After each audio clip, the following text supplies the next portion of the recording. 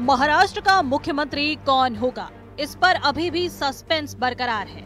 दिल्ली में गुरुवार रात गृह मंत्री अमित शाह के साथ महायुति के तीनों नेताओं की बैठक के बाद भी महाराष्ट्र के मुख्यमंत्री पद को लेकर कोई ऐलान नहीं हो पाया है और अभी तक सरकार गठन को लेकर कोई प्रक्रिया भी आगे नहीं बढ़ी है। हालांकि सूत्रों के मुताबिक महाराष्ट्र में बीजेपी का ही मुख्यमंत्री होगा, जबकि शिवसेना और एनसीपी से डिप्टी सीएम होगा।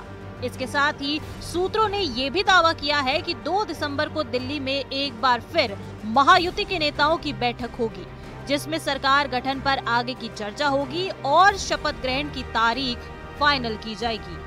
सूत्रों के मुताबिक 5 दिसंबर को मुंबई के आजाद मैदान में शपथ ग्रहण समारोह हो सकता है, जिसमें सीएम और 2 डिप्टी सीएम के अलावा 18 मंत्रियों को शपथ दिलाई जाएगी।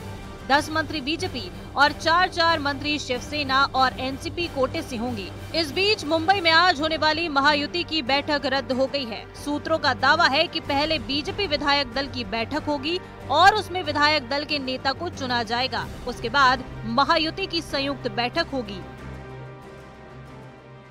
साहब कल 3:30-4 बजे तक दिल्ली में थे। दिल्ली से आने के बाद वो अभी निकल गए, कुछ भी नाराजी नहीं है। सम्मान पूर्वक मीटिंग अमित शाह साहब के साथ हो गई है। तीन जो नेता है, देवेंद्र जी, अजीत दादा और हमारे नेता एकनाथ शिंदे साहब, वो भी मीटिंग को थे और अच्छी तरह से सम्मान पूर्वक मीटिंग होगी।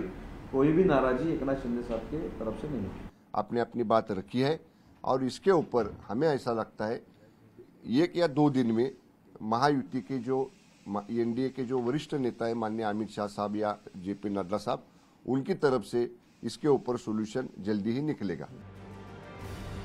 उधर महाराष्ट्र विधानसभा चुनाव में मिली करारी शिकस्त के बाद महाविकास अघाड़ी में भी बैठकों का दौर जारी है, तो दूसरी तरफ चुनावी नतीजों से एमवीए में दरार पड़ती दिखाई दे रही है। उद्धव गुट के नेता अंबादास दानवे ने हार का ठीकरा सीधे कांग्रेस पर फोड़ दिया है और कांग्रेस के अति आत्मविश्वास को हार की वजह बताया। उद्धव ठाकरे साहब का चेहरा घोषित हुआ होता तो उनके द्वारा कोरोना काल के संकट समय में किए गए काम लोगों ने देखे हैं और बहुत सारी चीज़ें हैं, लेकिन अब कांग्रेस को आत्मचिंतन करना चाहिए कि क्यों वो गलती कर बैठे, क्यों वो नहीं समझ पाए, क्यों वो चेहरा नहीं घोषित कर पाए। महाविनाश अघाड़ी के अंदर सिर्फ और सिर्फ आपसी कलह है। चुनाव के बाद ये गठबंधन टूट चुका है। ये राहुल गांधी की अपरिपक्वता दर्शाता है, जो 80 चुनाव में हार के बाद प्रिसाइसली 88 में वापस से हारे हैं।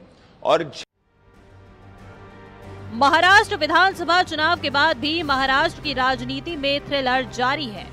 महायुति बहुमत हासिल करने के बाद भी अभी तक सरकार का गठन नहीं कर पाई है, तो महाअघाड़ी में चुनाव में करारी हार के बाद दरार पड़ती नजर आ रही है।